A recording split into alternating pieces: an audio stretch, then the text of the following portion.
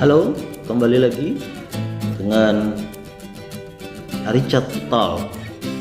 Hari ini kita akan membahas mengenai pola pikir baru di dalam organisasi bisnis. Nah, ini penting karena saat ini kita berada pada sebuah era di mana perubahan itu sangat drastis. Olehnya perlu ada penyesuaian, perlu ada perubahan di dalam mindset kita, di dalam pola pikir kita, bagaimana organisasi kita, bisnis kita itu harus berubah atau bertransformasi. Ada 4 hal lah minimal, atau saya cukupkan di 5 hal untuk bisa merubah pola pikir kita di dalam menjalankan bisnis. Yang pertama adalah bagaimana mengubah dari orientasinya itu profit itu kepada sebuah tujuan manfaat. Jadi kebermanfaatan. Kalau tujuannya profit saja, maka mungkin kita bisa mendapatkan profit, tetapi itu sangat jangka pendek, tidak sustain.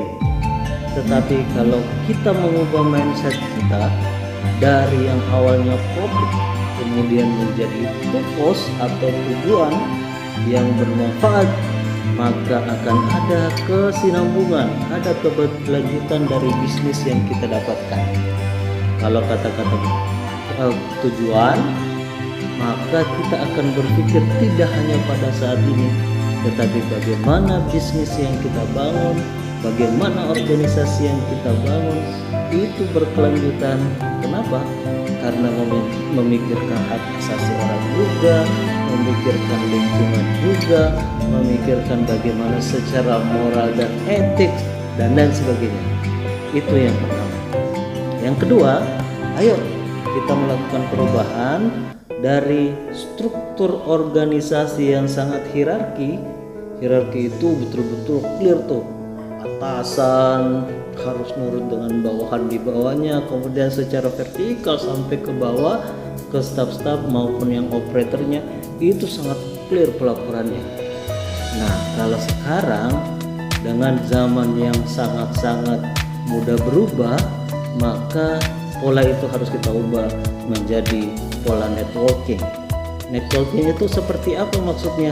Networking itu artinya semua orang terhubung, tidak hanya atasan langsung, tapi bisa jadi dari unit yang berbeda, tetapi memiliki satu tujuan, satu fokus yang sama, yaitu membuat suatu layanan atau suatu produk yang berkualitas yang bisa diterima oleh konsumer, nasabah, klien, dan lainnya. Itu yang kedua. Yang ketiga, pola organisasi yang sifatnya kontrol, sangat banyak mengawasi. Sekarang kita berubah menjadi empowering, bagaimana memberdayakan sumber daya yang ada di kita, terutama ke SDM yang dimiliki. Kalau dulu semuanya serba perintah, serba dikontrol, harus A melakukan A, harus B melakukan B, harus C melakukan C. Sekarang tidak, mereka diberdayakan, mereka banyak diberi coaching, mereka diberikan keleluasaan untuk mengembangkan diri dengan berbagai pelatihan, dengan berbagai pengetahuan, dengan ide-ide kreatif. Nah, kemudian mereka diberikan arahan untuk menjalankan tugas yang baik. Itu controlling berubah menjadi empowering.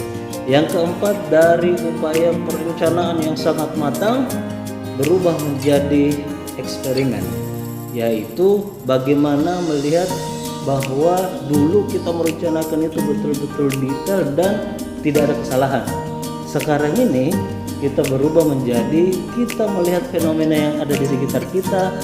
Perencanaan yang kita lakukan itu sifatnya overview secara general, tetapi ujung-ujungnya yang menentukan bahwa itu bagus atau tidak adalah bagaimana reaksi pasar. Kalau reaksi pasar tidak menerima apa yang kita lakukan, maka segera melakukan perbaikan-perbaikan supaya sesuai yang diharapkan oleh pasar. Dan yang terakhir yang saya mau sampaikan adalah bukan lagi waktunya kita untuk bersifat organisasi tertutup. Semua data informasi kita peroleh dan dapatkan sendiri. Waktunya sekarang untuk transparan. perhatikan utama kepada nasabah-nasabah kita, semua stakeholder yang terkait dengan organisasi atau bisnis yang kita lakukan. Itu saja tips saya hari ini, semoga manfaat. Wassalam.